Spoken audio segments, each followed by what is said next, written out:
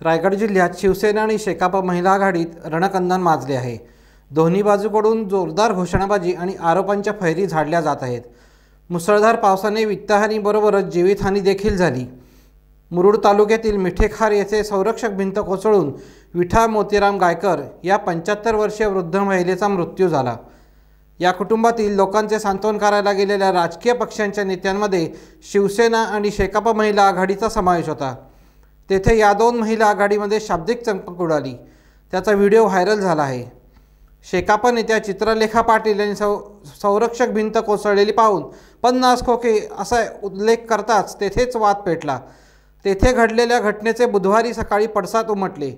अलिबागेत शेकापने दणदणीत निषेध मोर्चा काढला। तसेच शिवसेनेच्या महिला आघाडीने आणि कार्यकर्त्यांनी तालुक्यातील खानाव येथे एकत्र येऊन निषेध केला। चित्रलेखा पाटील यांच्याविरुद्ध घोषणा दिल्या।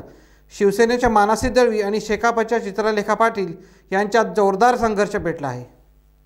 असं म्हणणं होतं की मॅडम आपण यांना सांगून ती डेड बॉडी पोस्टमॉर्टमसाठी जाऊ दे, म्हणजे त्यांना तो शासकीय बेनिफिट मिळेल। बोलो ठीक आहे। मी ग्रामस्थांशी त्याप्रमाणे चर्चा केली। फक्त ग्रामस्थांचं म्हणणं होतं की JSW प्रशासनाने ज्यावेळेस आम्हाला मागच्या वेळेला रूम दिल्या, त्या रूम आम्हाला दिल्यानंतर आम्हाला ट्रीटमेंट चांगली दिली नाही प्रशासनाकडून। केव्हाही यायचं केव्हाही जायचं आणि चुकीचे शब्द वगैरे आम्हाला खूप त्रास दिला। म्हणजे ठीक आहे, आपण त्या पद्धतीने बोलू, प्रशासनाशी चर्चा करू।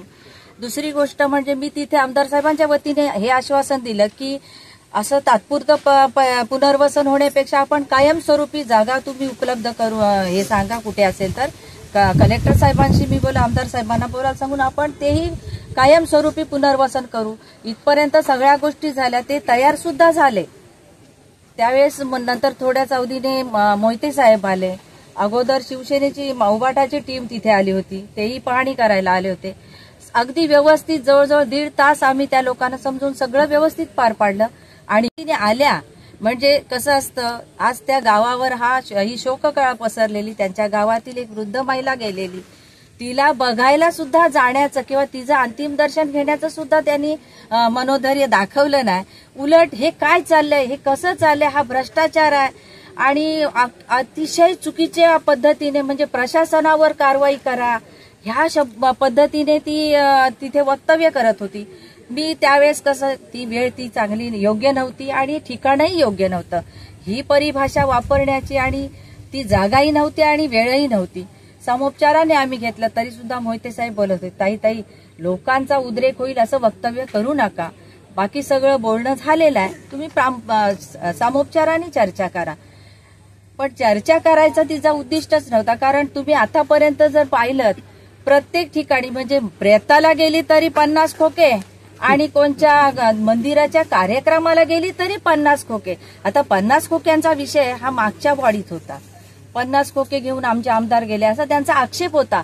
पण त्याच्यानंतर सुद्धा त्या स्वतः उमेदवार असताना जनतेने निवड योग्य उमेदवाराची केली आणि दुसऱ्यांदा आमदार साहेबांना हे काम करण्याची, ह्या मतदारसंघाचं नेतृत्व करण्याची संधी दिली, तरी सुद्धा तिच्या मनातून ते खोके काही जात नाही। शेवटी कुठेतरी आम्हाला सुद्धा मन आहे, भावना आहेत, आत्मसन्मान आहे।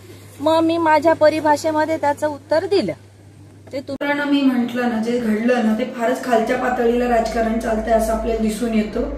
नुसतं 50 खोके म्हटल्यावर कोणाचं नाव न घेता जर लोकप्रतिनिधींना एवढं झोंबतं तर माझ्यासारख्या कार्यकर्त्याला प्रश्न पडतो, तुम्ही खरंच 50 खोके घेतले का? आणि ही कोणती पद्धत नाहीये। राजकारणात विरोध असला पाहिजे, चर्चा झाली पाहिजे, टीका झाली पाहिजे, पण एवढं घाणेरड्या पद्धतीचं आजपर्यंत ना मी कधी ऐकलंय आणि पाहिलंय, पण काल मी अनुभवलं। आणि मला एकनाथ शिंदेना विनंती करायची उपमुख्यमंत्र्यांना की तुमच्या पक्षाचे असे पदाधिकारी सामाजिक आणि या स्थळांवर पाठवू नका, त्यांनी आपल्या महाराष्ट्राची, आमच्या अलिबागची आणि रायगडची प्रतिमा जाते। टाइम्स डिजिटलला लाईक करा, शेअर करा, सबस्क्राईब करा आणि बेल आयकॉन दाबायला विसरू नका।